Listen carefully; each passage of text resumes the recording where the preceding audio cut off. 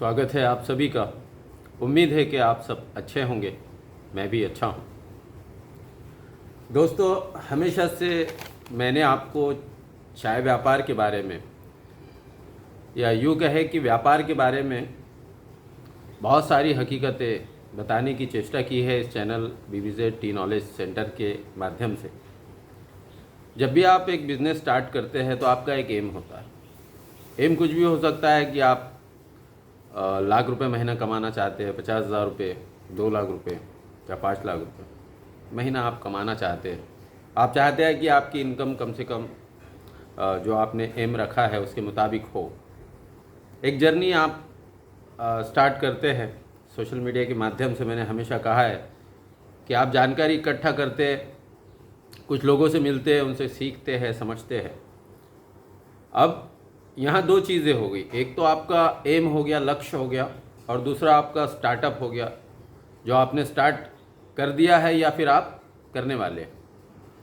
अब इसके बीच में क्या होता है यह मैं आपको बताने की यहाँ पे चेष्टा करता हूँ, और बहुत से टॉपिक आगे मैं लेने की यहाँ पे कोशिश करूँगा।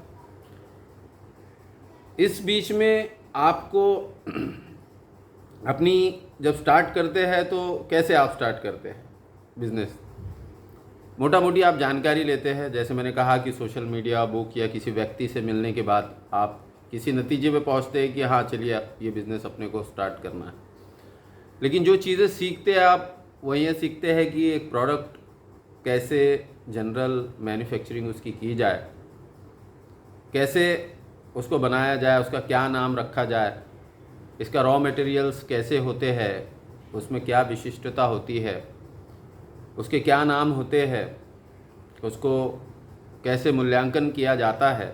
ये सारी चीज़ें मोटा मोटी आप सीखने के बाद अपनी जर्नी स्टार्ट करते हैं और अपना एम और टारगेट ध्यान में रखते हैं कि हाँ भैया मुझे लाख रुपए महीना कमाना है, 50,000 रुपये कमाना है या 5 लाख रुपए कमाना है, जो भी हो आपके मन में ये सारी चीज़ें होती हैं। लेकिन जो चीज़ आपको सीखने के लिए नहीं मिलती है वो है एक अनुभव, एक एक्सपीरियंस। अब वो एक्सपीरियंस आपके बिजनेस स्टार्ट करने से लेके आपके एम के सेंटर में होता है। अब वो दो तरह से आपको प्राप्त हो सकता है। पहला तो यही है कि आपको अनुभव लेकर वो मिलने वाला है, उसके जो एग्ज़ाम हैं उसके जो आंसर्स है वो अनुभव लेकर मिलेंगे, या फिर आप किसी से सीख कर, किसी का मान कर चलेंगे, तब आपको इस एग्ज़ाम से आप पास होकर अपने एम तक पहुंच पाएंगे। अब इस एग्ज़ाम में क्वेश्चन क्या आते हैं, अक्सर ये सवाल बहुत से लोगों के मन में कभी नहीं उठता है। आप ये सोच रहे होंगे कि मैं ये कहना चाह रहा हूँ कि क्या एग्ज़ाम होगी, ये हर कोई सोचता है। तो मैं ये कहना चाह रहा हूँ कि कोई भी नहीं सोचता है। सब लोग अपना एम सोचते हैं, उसके बाद स्टार्ट कैसे करना है, प्रोडक्ट की जानकारी कैसे लेना है, रॉ मटेरियल से एक प्रोडक्ट में कैसे कन्वर्ट करना है, चीज़ों को कैसे बनाते हैं, उसको क्या उसके कीवर्ड्स होते हैं, ये सारी चीज़ें और जो सीखने वाली चीज़ें होती है वो सीखते हैं। लेकिन जो एग्जामिनेशन होता है आपके स्टार्ट से लेके आपके लक्ष्य को पाने तक, उसके दरमियान में क्या है इसके बारे में विचार नहीं करने की वजह से बहुत सारे स्टार्टअप फेल हो जाते हैं। अब इसके अंदर बहुत सारी चीज़ें आती है। बिज़नेस का मैनेजमेंट होता है, मनी का मैनेजमेंट होता है, एक कस्टमर का मैनेजमेंट होता है, और ख़ास तौर पर आप जो वक्त, जो समय स्पेंड कर रहे हैं उसका भी एक मैनेजमेंट होता है। और बहुत सारी चीज़ें ऐसी होती है जो गलतियाँ कहलाती है, जिसकी वजह से जो आपका स्टार्ट होता है, स्टार्ट के माने हम लेते हैं कैपिटल से, तो वो कैपिटल आपके एम तक पहुंचने के लिए होता है। लेकिन आप जो एग्ज़ाम होता है उस एग्ज़ाम पर उस कैपिटल को खर्च कर देते हैं। अक्सर देखा यह जाता है कि बहुत सारे जितने स्टार्टअप होते हैं, बहुत सारे स्टार्टअप, ज़्यादातर स्टार्टअप जो होते हैं वो एक जो आपके बिज़नेस स्टार्ट करने के दिन तक आपके एम तक पहुंचने के बीच में जो दिक्कतें, जो दुविधाएं, जो एग्जामिनेशन आपका होता है, जो अनुभव लेते हैं आप, उसमें आपका कैपिटल मोटा मोटी खर्च हो जाता है। अब खर्च कब होता है? जब आप दो तरीके से इस एग्ज़ाम की तैयारी नहीं करते हैं। आप बिज़नेस स्टार्ट कर देते हैं, अपने एम को ध्यान रखते हैं, लेकिन आपके एम तक पहुंचने के लिए जिस परीक्षाओं से, जिन दिक्कतों से और जिन प्रॉब्लम से आपको जूझना है, उसके बारे में जो विचार नहीं करते, तो आइए आपको मैं आज बतलाता चलूँ कि किस प्रकार से जब आप बिज़नेस स्टार्ट करेंगे तो जो रास्ते में दिक्कतें, प्रॉब्लम, या हम सीधे शब्दों में उसको कहेंगे एग्ज़ाम आपका जो होगा, तो उससे बहुत आसानी से इस एग्ज़ाम को क्लियर करने का क्या तरीका होगा, आज इस वीडियो के माध्यम से मैं आपको बता रहा हूँ। देखिए, जैसे मैंने कहा कि एक तो आप सीख सकते हैं किसी से, एक तो आप प्रैक्टिकल करके अनुभव लेंगे, लेकिन अगर प्रैक्टिकल करके अगर आप अनुभव लेंगे तो उसमें आपका कैपिटल बिल्कुल ख़त्म हो जाएगा। हो सकता है वो कैपिटल के बाद फिर से आपको एक फ़ंड मैनेजमेंट की तैयारी करना पड़े। और दूसरा, अगर आप किसी के अनुभव से, किसी के एक्सपीरियंस से सीखेंगे और प्रैक्टिकल करने के बाद अपना बिजनेस जर्नी स्टार्ट करेंगे, तो पॉसिबिलिटी ये है कि आप अपने एम को पा सकते हैं। मगर होता ये है कि बहुत से लोग इस बात पर ध्यान देते नहीं हैं, बहुत ज़्यादातर, जबकि ज़्यादातर इसी बात पर ध्यान देना चाहिए कि मान लीजिए एक व्यक्ति, समझदार व्यक्ति ये मान लेता है मेरा प्रोडक्ट तो बन जाएगा, चलिए ठीक है, कीवर्ड सीखना है, टेस्टिंग सीखना है, रॉ मटेरियल सीखना है, मूल्यांकन सीखना है, सीख लिया, सीख जाएंगे, हो जाएगा। एम भी समझ में आया कि एम को भी पालेंगे, लेकिन कैसे पाएंगे वो मैं पहले सीख लेता हूँ। ये काम कोई नहीं करता है, मैं गारंटी के साथ आपको बताता हूँ, ये काम ज़्यादातर कोई नहीं करता है। 1% लोग, 2% लोग करते होंगे, तो ईश्वर को पता है, अल्लाह बेहतर जानता है, ठीक है। तो बिज़नेस को आपको सबसे दो तरीके जो बताए हैं उस तरीके से आप अपना रास्ता निकाल सकते हैं। एक रास्ता है जो आप बिज़नेस चालू करने के बाद जो अपनाते हैं, इसके अंदर आपका कैपिटल मोटा मोटी ख़त्म हो जाता है, आपकी पूंजी मोटा मोटी ख़त्म हो जाती है, या फिर ये होता है कि जो पूंजी ख़त्म होने के बाद और डबल पूंजी, फंड मैनेजमेंट फिर आपको करना पड़ता है। एक तो आप किसी के साए में रह के जब चीज़ों को सीखते हैं और समझते हैं, वो ऐसा तरीका है जिसके ज़रिए से आप अपने एम को बड़े आसानी से पा सकते हैं। तो मैंने आपको हल बता दिया है।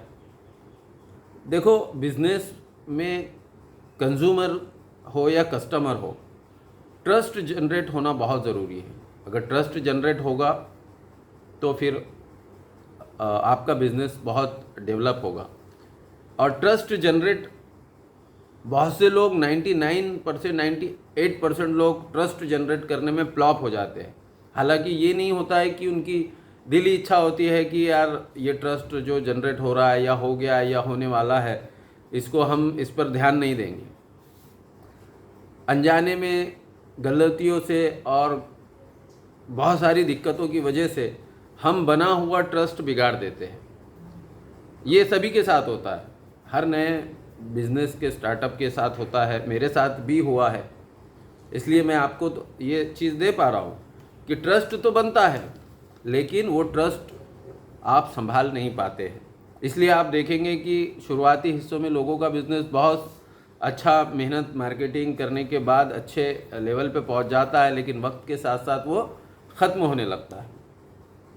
आपका जो प्रेजेंटेशन है वो सच्चाई के आधार पे, ट्रूनेस, सच्चाई के आधार पे होना चाहिए, तभी आपको सफलता मिलेगी। मान लीजिए आपकी कंपनी है, जैसे कि मान लीजिए BBZ है, तो इस BBZ में ख़ास क्या है, मुझे अपने कस्टमर्स को ये बताना पड़ेगा। मैं अगर कंज्यूमर को नहीं बताऊंगा तो कोई बात नहीं, क्योंकि मेरा होलसेल का बिज़नेस है, मैं आपको गार्डन फ्रेश देता हूँ, ब्लेंड देता हूँ, या फिर कोई और चीज़ देता हूँ, तो कस्टमर जो मेरा ग्राहक है वो जुड़ा है मुझसे, और जो कंज्यूमर है वो जुड़ा है मेरे कस्टमर से, यानी होलसेलर से, डिस्ट्रीब्यूटर से, सप्लायर से, सेल्समैन से, जिससे भी जुड़ा हो। तो मेरा जो काम है कि अपने जो ग्राहक है, अपने जो कस्टमर है, उनको यह बात बताना कि BBZ में क्या ख़ास है, BBZ आपको क्या सेवाएं देगा, और आपका किस प्रकार से हमसे जुड़ने की वजह से लाभ होगा। मिसाल के तौर पे मैं समझा रहा हूँ आपको ये आप ध्यान में रखिए ये बात, ठीक है। डिस्ट्रीब्यूटर्स का ध्यान रखना बहुत ज़रूरी है। डिस्ट्रीब्यूटर्स को जो चाहिए वो उसको मिलना चाहिए, समय पर मिलना चाहिए। हर एक स्टार्टअप शुरुआत में बहुत अच्छा काम करता है, फिर अपनी दिक्कतों और परेशानियों की वजह से, अपने मैनेजमेंट एक्सपीरियंस ना होने की वजह से, मैनेजमेंट में उसकी कोताही होती है, उसकी वजह से जो डिस्ट्रीब्यूटर्स को तकलीफ़ होती है, या फिर कहे कि आपके कस्टमर्स को जो तकलीफ़ होती है कि प्रोडक्ट उसको समय पर नहीं मिल पाता है, या फिर उसकी क्वालिटी वैसी नहीं होती है, या बहुत सारी बातें उसमें आती है, तो यहाँ पे आपका ट्रस्ट कम होता है। और मैंने पहले बता दिया है, आपकी जो एग्ज़ाम के अंदर सबसे महत्वपूर्ण चीज़ जो है कि शुरू हिस्से में आप बहुत अच्छा ट्रस्ट जनरेट करते हैं, और अगर आपको अपना बिज़नेस बढ़ाना है, सफलता हासिल करनी है, तो आपको ट्रस्ट बचा के रखना है, जो बहुत से लोग नहीं कर पाते, 99% लोग नहीं कर पाते। अब पब्लिक और जो कंज्यूमर है उसका ध्यान रखकर आपको अपना प्रोडक्ट चूज़ करना चाहिए, ख़रीदना चाहिए। जब भी आप बिज़नेस चालू करते हैं तो आपके पास, आपके जैसे मान लीजिए आप कोई जनरल मैन्युफैक्चरर है, आप अपने कस्टमर को ध्यान में रख के, यानी होलसेलर, डिस्ट्रीब्यूटर, सप्लायर, सेल्समैन, इनको ध्यान में रखकर अपना प्रोडक्ट मत बनाइए। उनके कस्टमर, उनका जो कंज्यूमर है, उनको ध्यान में रख के आप अपना प्रोडक्ट बनाइए, और फिर डिस्ट्रीब्यूटर्स को, होलसेल को, फिर जो भी एक आपसे परचेस करता है प्रोडक्ट, उनको ज़रूर पूछे इस बारे में कि कंज्यूमर की क्या चॉइस है, उस हिसाब से वो करें। और सबसे बड़ी बात क्या है कि प्रॉब्लम्स तो आपको आएंगे, ऐसे नहीं कि प्रॉब्लम्स आपको नहीं आएंगे। बहुत से लोग समझते हैं कि चीज़ों को समझने सीखने के बाद प्रॉब्लम्स नहीं आएंगे। प्रॉब्लम्स आएंगे, लेकिन अगर आप वेल एजुकेटेड होते हैं तो उनको सॉल्व करने का जो आइडिया है वो बिल्कुल आपके आंखों के सामने रहेगा, और वो आपको इतना नुकसान नहीं पहुंचाएगा। बिजनेस क्या होता है? बिजनेस एक पजल की तरह होता है। पजल आपने देखा है? पजल शब्द कोड, एक बॉक्स होता है, उसको आपको सीधा करना होता है, बहुत सारी चीज़ें उसको कहते हैं पजल ही मैं कहूँगा, क्योंकि मोटा मोटी पजल क्या है ये सब जानते हैं। तो बिजनेस पजल की तरह होता है, इसमें रास्ते सक्सेस के, सफलता के छुपे तो होते हैं, लेकिन इसको हमको ढूंढना पड़ता है। प्रॉब्लम आते हैं लेकिन इनको हमको सॉल्व करना पड़ता है, और आप अपने बुद्धि के ज़रिए से, आपके अनुभव के ज़रिए से, और अच्छे सलाहकारों के ज़रिए से आप इस पज़ल को, जो बिज़नेस एक पज़ल है मैंने कहा, तो इस पज़ल को आप इस तरीके से सॉल्व कर सकते हैं। आपका जो प्रेजेंटेशन है, उसके जो सोर्सेस है, उस पर आपको बहुत ही ज़्यादा ध्यान देना है। अपने कंज्यूमर का तो ठीक है, लेकिन अपने जो कस्टमर है, जैसा मैं एक जनरल मैन्युफैक्चरर बन के बात कर रहा हूँ, और मुझसे जुड़ने वाले जो कस्टमर है वो ज़्यादातर सप्लायर है, होलसेलर है, डिस्ट्रीब्यूटर है, सुपर स्टॉकिस्ट है, रिटेलर है।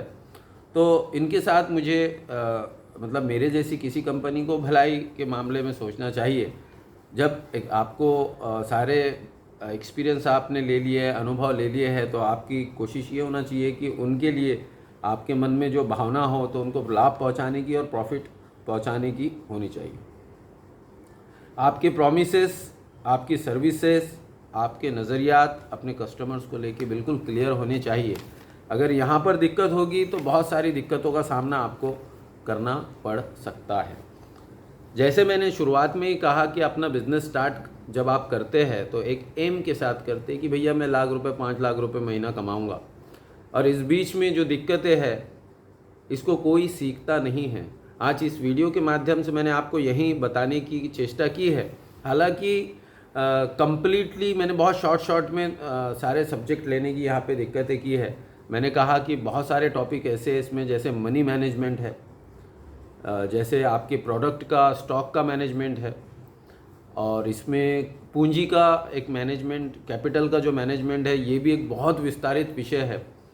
स्टॉक मैनेजमेंट का भी एक बहुत विस्तारित विषय है, और अपने कस्टमर को संभालने का भी एक बहुत विस्तारित विषय है। तो कोशिश करेंगे हम कि कैसे सफलता हासिल की जाए।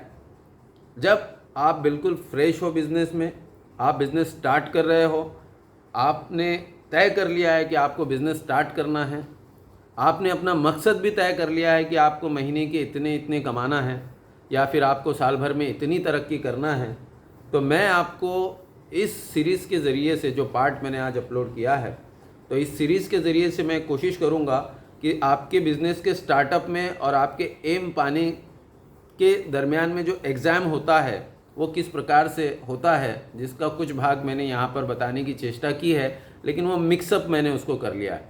मतलब कम्प्लीटली सब्जेक्ट पे मैंने बहुत थोड़ी थोड़ी बात की है। और मैं चाहूँगा कि इस वीडियो के प्रतिसाद के बाद मैं देखूँगा कि और कितने बेहतर तरीके से मैं इस पार्ट को लेता हूँ, और इसमें से एक एक विषय को लेकर हम आगे चलेंगे और मैं आपको बताऊँगा कि कैसे बिज़नेस में आप सफल हो सकते हैं। इसमें मैंने जितनी प्रॉब्लम्स बताए हैं और उसके अलावा भी बहुत प्रॉब्लम्स है, मार्केटिंग मैनेजमेंट भी होता है इसमें, है ना, सप्लाई और सर्विस मैनेजमेंट भी होता है। ये तो बहुत सारी चीज़ों के बारे में बाकी है जो हम नेक्स्ट एपिसोड में कंप्लीट करने की, एक एक सब्जेक्ट लेंगे, एक एक प्रॉब्लम देखेंगे, एक एक क्वेश्चन देखेंगे, ताकि बिज़नेस स्टार्ट जब आप करते हैं और अपने एम तक पहुंचने तक जो एग्ज़ाम है उसमें आप अच्छे से सफल हो जाए। ठीक है, मिलते हैं नेक्स्ट वीडियो में, तब तक के लिए जय हिंद, जय हिंद, जय हिंद।